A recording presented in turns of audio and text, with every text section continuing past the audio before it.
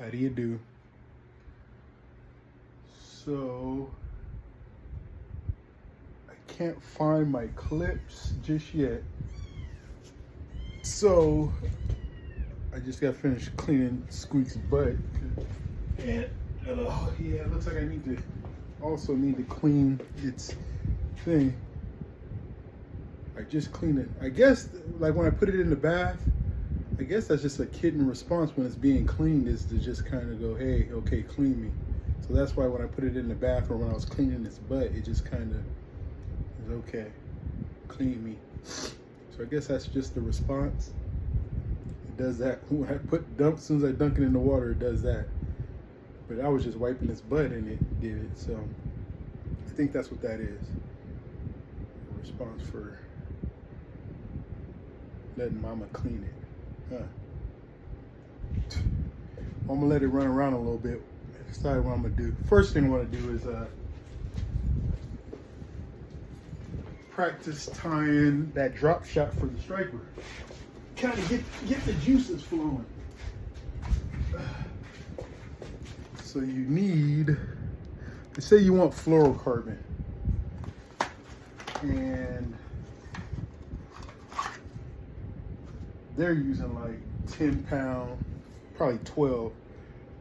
I always go heavy because I do not like losing fish. So you take your line,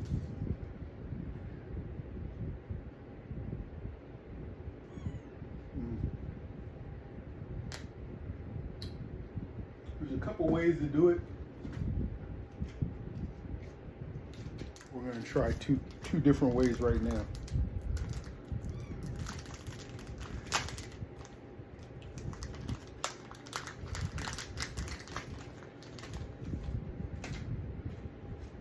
Okay. I haven't watched the video in a while, so it's all from memory, so I'm either going to get it right or wrong. There's a way you want to go through.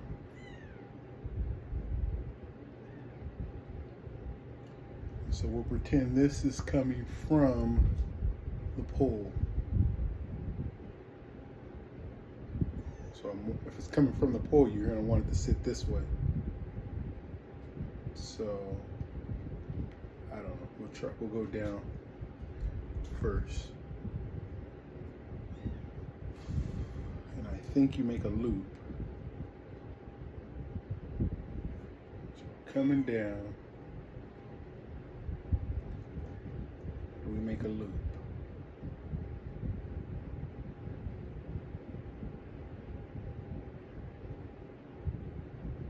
I believe I need to watch the video again.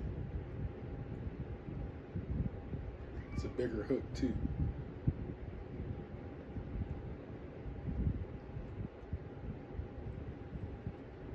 I might need to watch the video.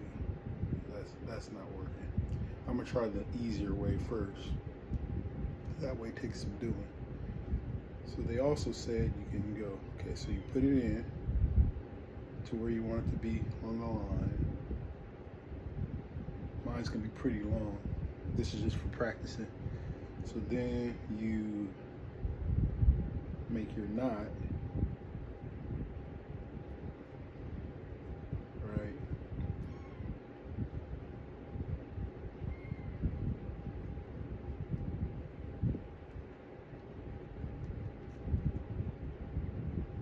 I'm just gonna use the old school fisherman's knot, which is a clinch knot, I believe, and you tighten it down. Okay, see, you don't want your line, because if there's a bait on there, see how that's hanging? So when the fish comes to bite it, see, I hook myself, but you want it sticking out, right? So you're gonna have a better hookup, chance of hooking up. So what you do is, okay, so if that's going to the pole, you take the end where your sinker's going and put it back down here. That's your simplest, that's your simplest way. And that's decent, right? That's in a pinch. I wonder if I put it down one more time, will it get any better? That's better right there. That's even better. That's how you want it to hang, right? So when the fish comes, it's more immediate hook contact, more chance. That's what you want with the drop shot.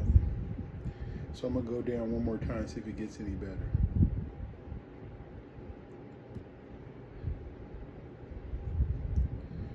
Ooh, it does. That's just a little too much. Let's see if we pull it. Okay, and then pull it. Very touchy. That's decent. And this is exactly the line I'll be using too, so that's good. 20-pound test tactical P-line fluorocarbon. Not ideal. I wonder if I do a Palomar or not, will it be any better?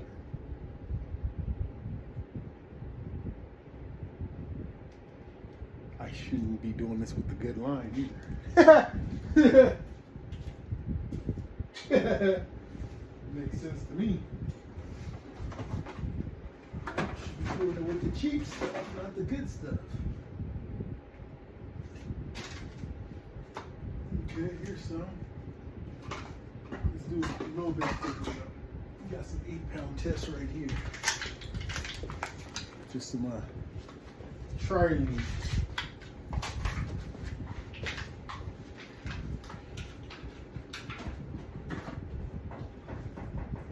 Fun fact, this, I don't know if they make it as good as they used to, but back in the day when I was fishing in West Sac, 8-pound extra tough, this 8-pound test line used to do it all. If I was snagged in the weeds, it could pull out. It could handle a good sized catfish if I got on it. And the casting on the jig and the bobber was as good as it gets. 10-pound test, you don't cast as far. 6-pound test, you cast far, but it snaps when you're in the weeds sometimes. It snaps when you get that good catfish on there. Extra tough 8-pound test line was the gold standard in West Sac.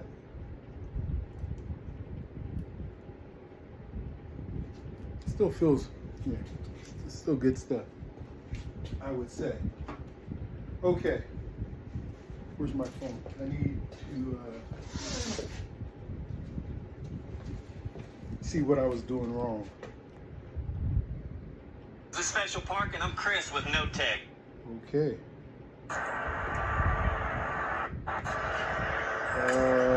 Home. Should have some saved, right? Go here. Should be a playlist. Here's one. 2 minutes. What are you doing? Everyone knows that stupid game isn't real. It's called Last War. It's going viral. Yeah, this guy's was pretty good. Hey there, guys. The drop shot. A very effective way to catch fish during this time of the year, especially when those temps are hotter than a jackrabbit on the prowl. And I'm going to show you a quick way to tie a drop shot hook Haven't seen any where you can be back on those fish in no time. Don't know. All right, first thing you want to do, take your hook and the end of your line. Make sure your hook is facing towards your body and that the point of the hook is facing in the direction that your line is coming from.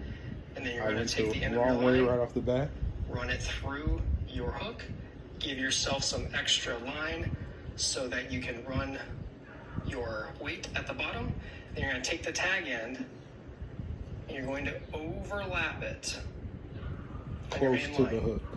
to look like that. Didn't do that. You're going to pinch the bottom of the main line coming through the top of your hook and the bottom of that loop that you made, and then you're going to rotate this hook around and around the bottom of the loop line and the line that goes through the top of your hook. 8-10 times whatever works for you. 6, 7. And then what you're going to do is you're going to wet it with a little bit of saliva. I'm not going to do this for demonstration purposes, but you get what I mean. Kind of tug on one end a little bit to get it going, tug on the other end to get that going, and then pull each end equally until it gets pretty tight. Don't pull too hard because typically you're going to use lighter test line when drop shotting. Now, that Super leaves duper you 20-pound test. I'm out for a the big perfectly ones. straight. Okay.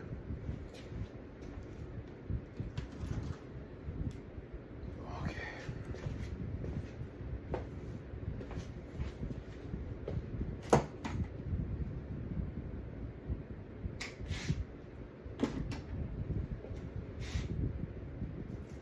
Guess I could use this now. So, through facing, pull your line through. Let's do it the same way he did. So, line coming through this way, come through. Then he took the back end, made a loop here.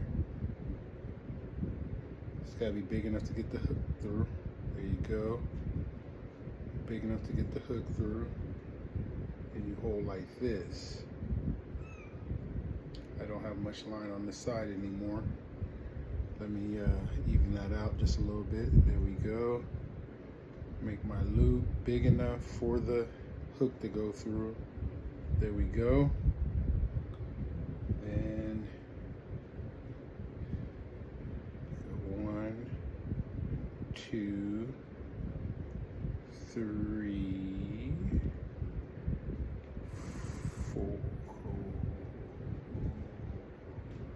4, 5, 6. That seemed like plenty. Hold on, Squeak. I'm working here. Okay, we're gonna go with 6 because that's getting awful twisty. I think that's too much. Look at that. Okay, so then. Okay. Nice and even.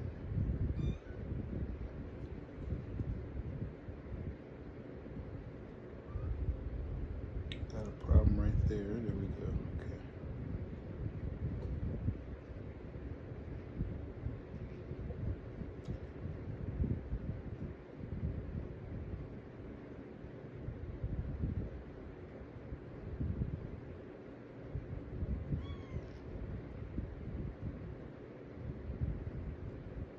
I don't know if I messed it up or what. It's not supposed to be like that. Or that. Okay. I think I messed it up. That's what practice is for. See if I did it like. That's pretty good. Okay. See that? That's pretty good, but it's around the shank there. Pretty good, but that's pretty good. I'm not complaining about that. I just would like the line to be more on the end of the eye there, but acceptable parameters. I don't know if I trust that knot where it's at.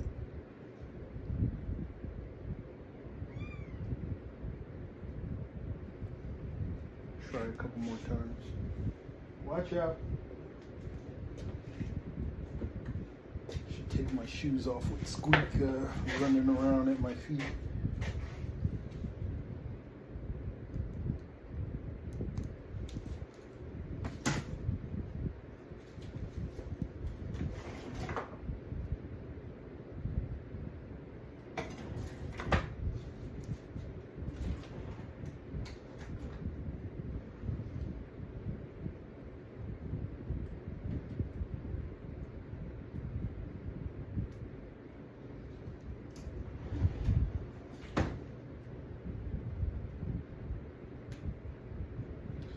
after I try this for a little bit, I'm gonna start straightening up in here, get my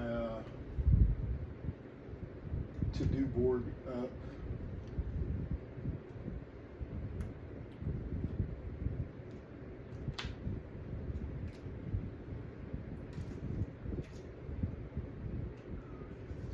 It's probably a lot easier to do with thin line too.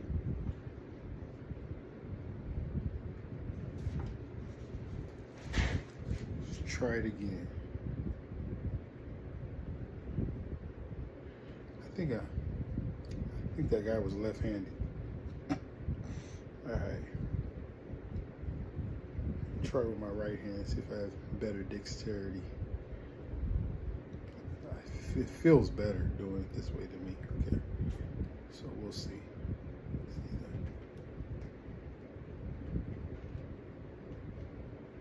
Pinch that. Pinch that. I have a little bit better dexterity. Okay. You have that. Here you go. 1, 2. I think with that bigger line, I'm only gonna do like four times. 2, 3, 4. This is thinner, so I'm gonna do 5. Pretty good. Okay. Now what I want is the knot to settle on top. Let's see if I can do that.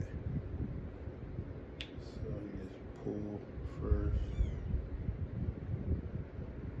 evenly, get it down. Okay. And I'm trying to get the knot to come up above there and settle right there, like that. Right there, just like that. That's how you do it. Not too bad, huh? And that's sitting good. That's acceptable. And the knot is, yeah, that's not going anywhere. I guess you can adjust. Pull. And you can kind of tighten it out little by little. And what you're supposed to do with that is, let's see.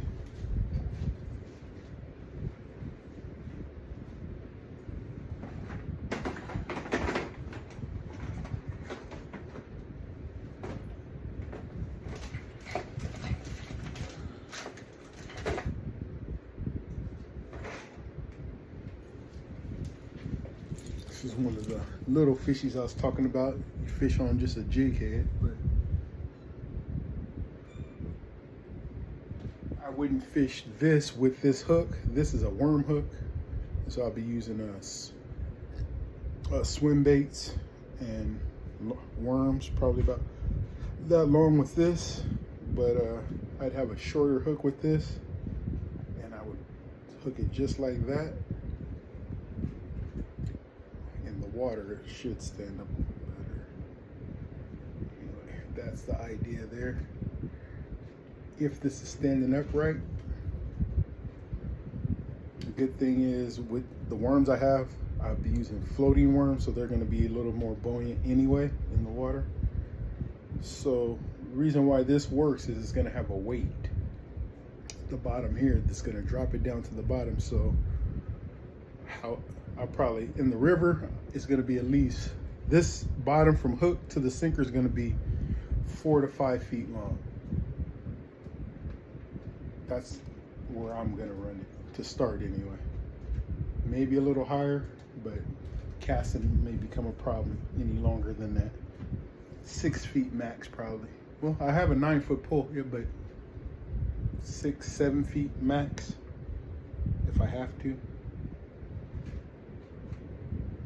It's the fact that the sinker is going to hit the bottom and slow down. Because when you cast this without a weight into the water, it just moves with the current so fast. It's not even, it doesn't get a chance to swim. See if that hits the bottom there. See, it's already looking better. But if it looks something like that in the river, so.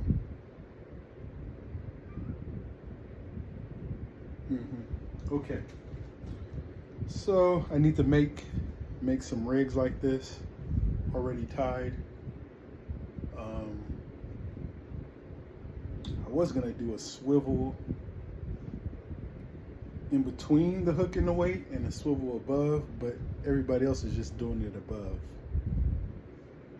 We'll see when because this is always happening.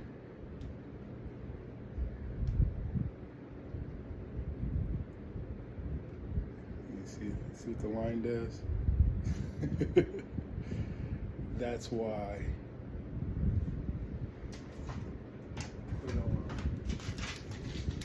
Different kinds of swivels. These will work, but I'm going to use, well, I was saying bead chain swivels because they have more. I think I have. Where do I think I have somewhere.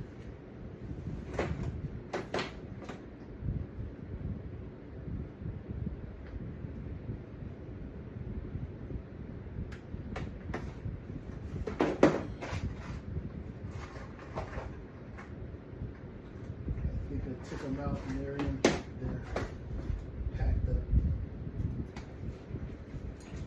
Anyway, that's part of why I'm gonna do a little bit of organizing in here. It's just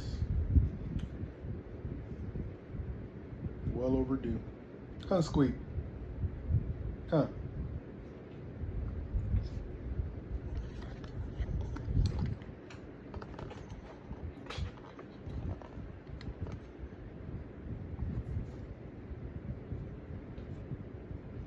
Doing pretty good. It stays right in this general area. I can kind of leave it alone and it pops in and out of places. Hasn't got into super investigation mode. Okay.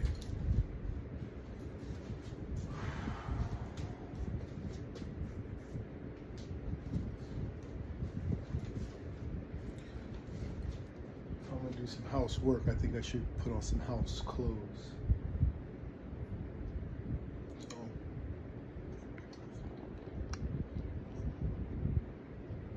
start another one.